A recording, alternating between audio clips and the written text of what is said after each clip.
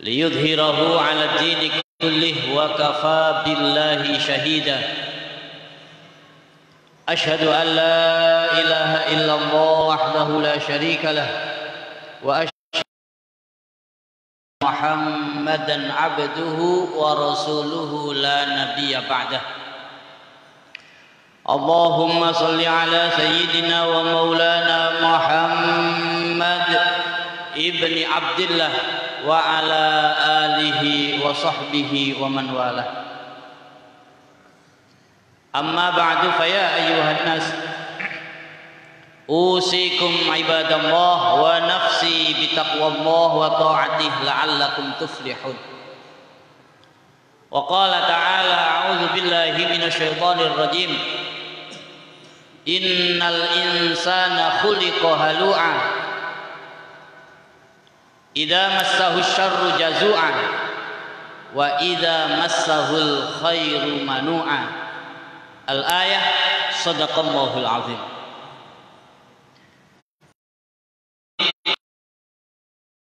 Salat Jumat rahimakumullah. Wajib hukumnya kita bisa bersyukur kepada Allah Subhanahu wa ta'ala.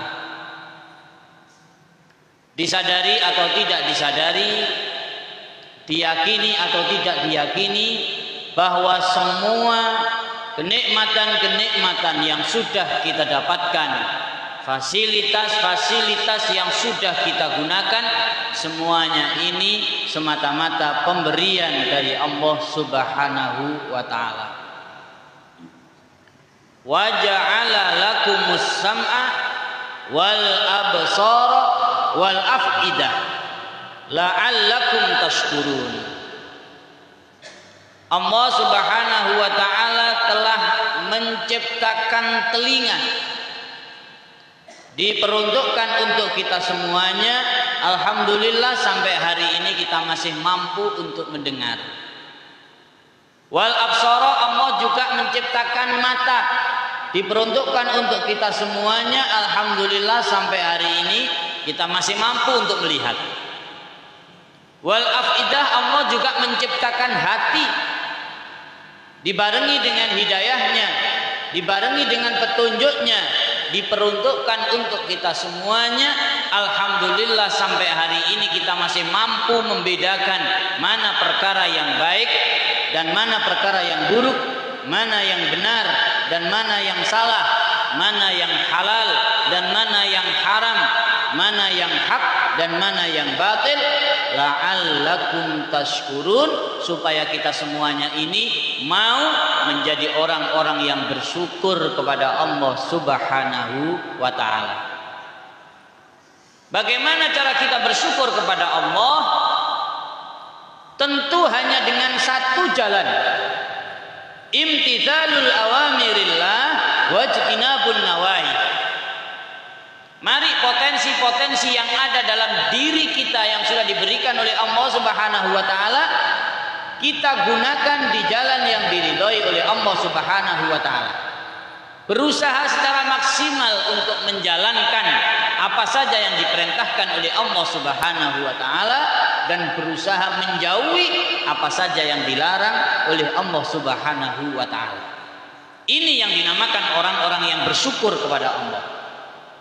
Jadi jangan pernah mengaku bersyukur kepada Allah kalau kaki kita sudah diberi nikmat oleh Allah, mampu berjalan kemana saja, ternyata perjalanan kita hanya kita gunakan di jalan yang tidak diridhoi oleh Allah Subhanahu wa ta'ala.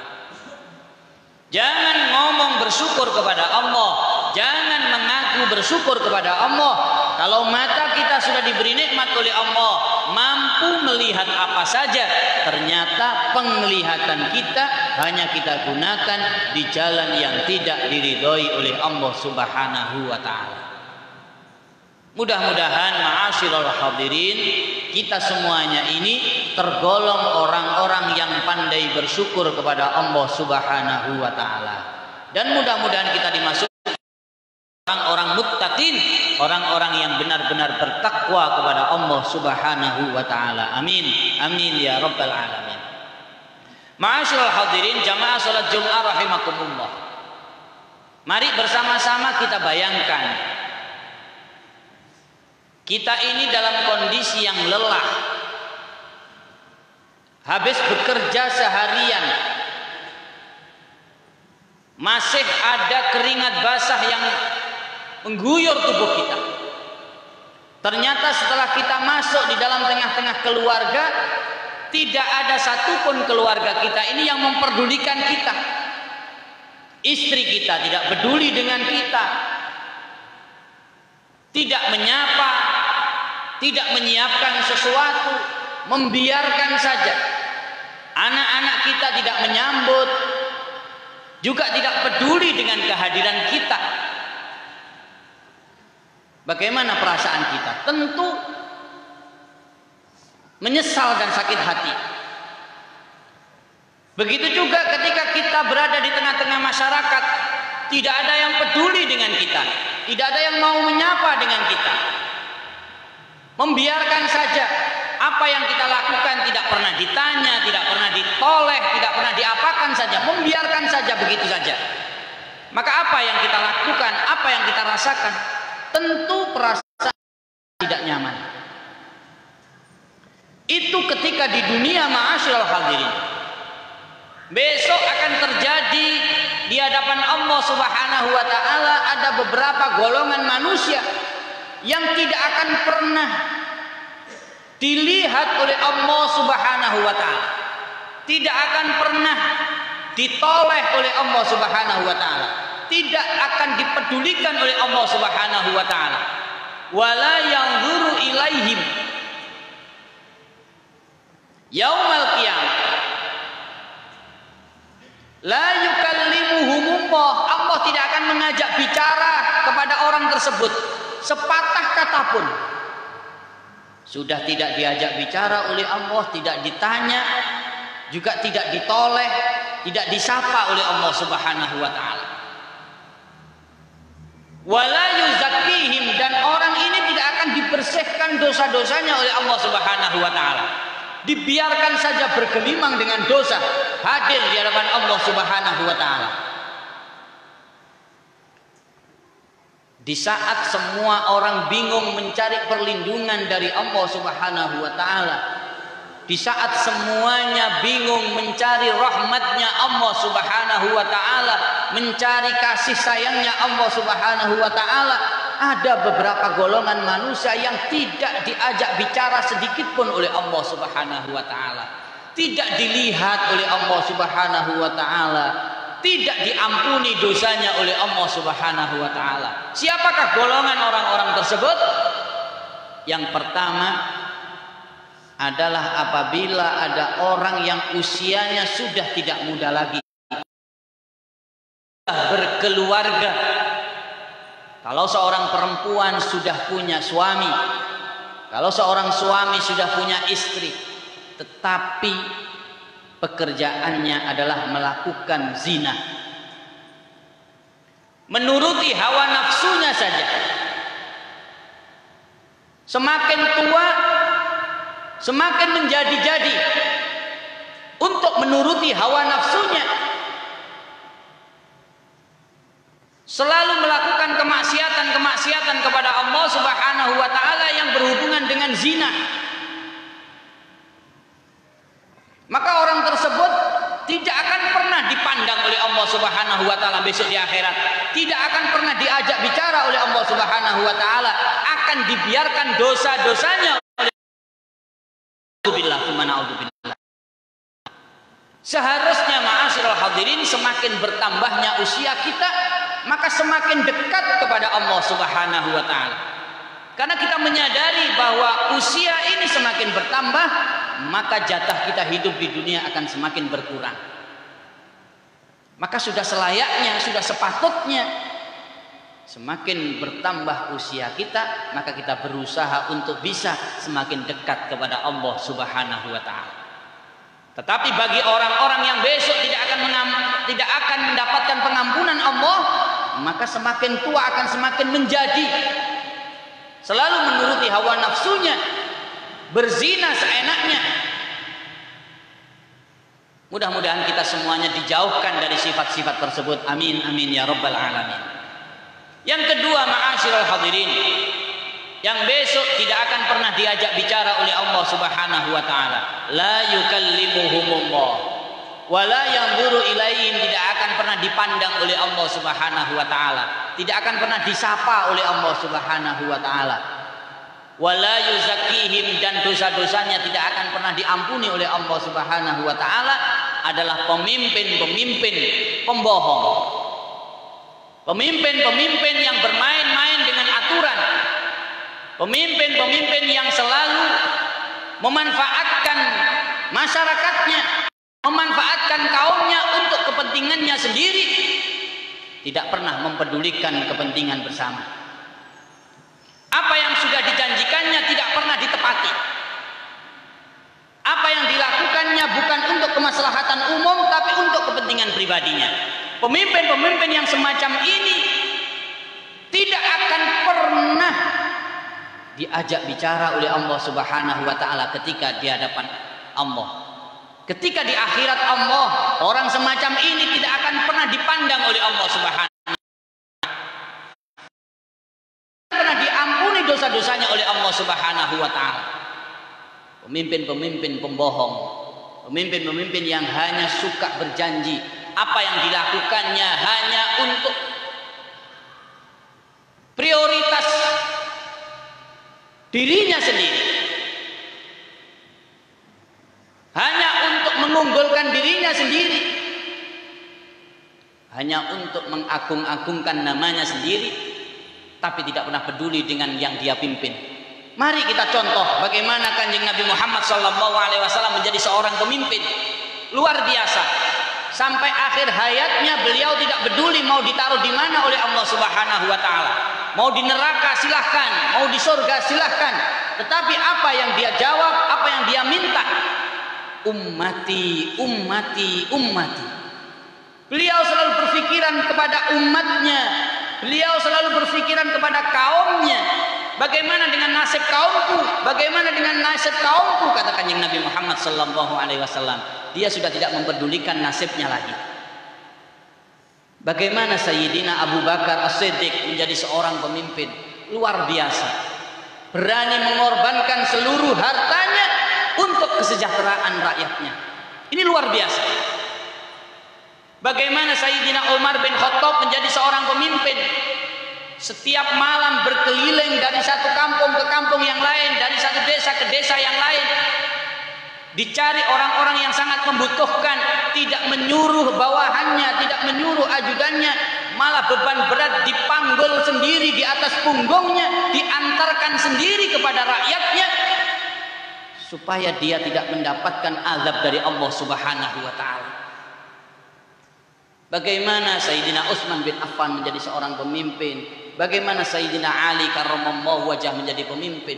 Mari kita semuanya ini adalah pemimpin, ma'asyiral hadirin, minimal pemimpin keluarga. Mari kita ciptakan suasana yang saling jujur, amanah, sehingga besok ketika kita di hadapan Allah Subhanahu wa taala mampu mempertanggungjawabkan atas apa yang kita pimpin. Semakin tinggi jabatan kita, semakin tinggi apa yang kita dapatkan untuk memimpin satu kaum, maka semakin berat tugas kita di hadapan Allah Subhanahu wa taala. Semakin berat tanggung jawab kita di hadapan Allah Subhanahu wa taala. Mudah-mudahan ma'asyiral hadirin, kita semuanya ini dalam mengemban amanah dari Allah Subhanahu wa taala. Pemimpin-pemimpin kita yang mengemban amanah dari Allah Subhanahu wa taala selalu diberikan petunjuk oleh Allah, selalu dijaga oleh Allah Subhanahu wa taala dari menjaga amanahnya, sehingga terciptalah baldatun thayyibatun wa rabbun ghafur. Yang terakhir, yang ketiga, ma'asyiral hadirin, yang tidak akan pernah diajak bicara oleh Allah Subhanahu wa taala, yang tidak akan pernah disapa oleh Allah, tidak akan pernah dipandang oleh Allah Subhanahu wa taala, tidak akan pernah diampuni dosa-dosanya oleh Allah Subhanahu wa taala, yaitu apabila ada orang-orang miskin tetapi berlaku sombong. Sudah kehidupannya tidak beruntung, tetapi dalam hatinya muncul kesombongan-kesombongan yang luar biasa. Kalau orang kaya sombong maklum, lumayan. Tapi ini sudah miskin, sombong. Maka yang ada dalam hatinya adalah rasa dengki saja, rasa iri saja dari menutupi ketidakmampuannya. Ini yang bahaya. Bagaimana iblis dikeluarkan oleh Allah Subhanahu wa taala dari surga? Bukan karena tidak pintar, bukan karena tidak alim, bukan karena tidak hebat, bukan karena tidak khusyuk. Bisa jadi iblis itu lebih khusyuk dari kita. Bisa jadi iblis itu lebih alim dari kita. Bisa jadi iblis itu lebih pintar dari kita. Tetapi karena di dalam hatinya ada kesombongan, maka Allah Subhanahu wa taala melemparkannya dari surga menuju tempat yang paling nista, yaitu neraka jahanam. Nauzubillah tsumma nauzubillah. Oleh karena itu mari kita sadari bahwa kita ini adalah orang-orang yang serba kekurangan. Kekurangan akan ampunan Allah Subhanahu wa taala. Kekurangan atas rahmatnya Allah Subhanahu wa taala. Maka kalau kita menyadari bahwa kita ini sebagai orang yang serba kekurangan, maka kita akan semakin berusaha mendekat kepada Allah Subhanahu wa taala. Karena semuanya ini adalah sudah menjadi ketentuan dari Allah Subhanahu wa taala. Mudah-mudahan kita semuanya dijaga dari ketiga sifat tersebut sehingga kita besok ditempatkan pada maqamam mahmuda, tempat yang terpuji di sisi Allah Subhanahu wa taala. Amin. Amin ya rabbal alamin. A'udzu billahi minasyaitonir rajim. Bismillahirrahmanirrahim. Ya ayyatuhan nafsul mutmainnah irji'i ila rabbiki radiyatan mardiyah fadkhuli fi ibadi wadkhuli jannati. Barakallahu li wa lakum fil Qur'anil azim wa nafa'ani wa iyyakum bima fi minal ayati wa dzikril hakim wa taqabbalallahu minna wa minkum tilawatahu innahu huwal ghafurur rahim.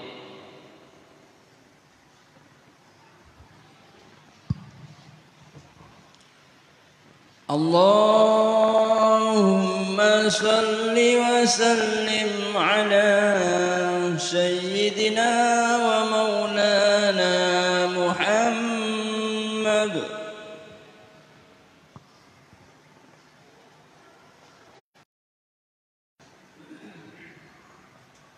Alhamdulillah, alhamdulillahi nahmaduhu wa nasta'inuhu wa nastaghfiruh wa na'udzu billahi min shururi anfusina wa sayyiati a'malina. May yahdihillahu fala mudilla lahu wa may yudlil fala hadiyalah. Asyhadu an la ilaha illallah wahdahu la syarika lah wa asyhadu anna sayyidana Muhammadan 'abduhu wa rasuluhu la nabiyya ba'dah. Allahumma salli ala sayyidina wa maulana Muhammad ibni Abdillah wa ala alihi wa sahbihi wa man wala. Amma ba'du fa ya ayyuhan nas ittaqullaha haqqa tuqatih wa la tamutunna illa wa antum muslimun. Wa qala ta'ala a'udzu billahi minasyaitonir rajim.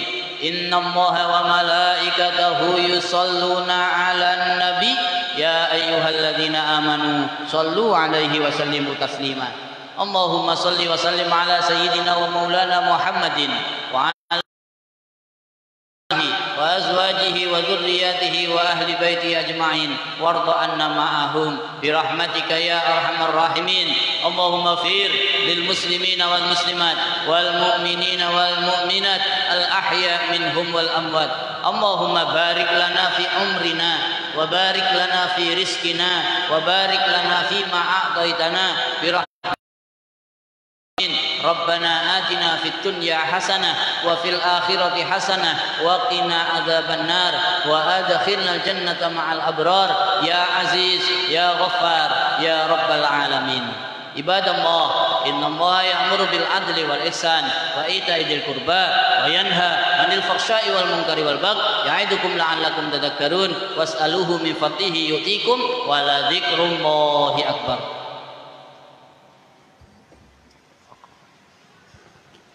Allahu akbar.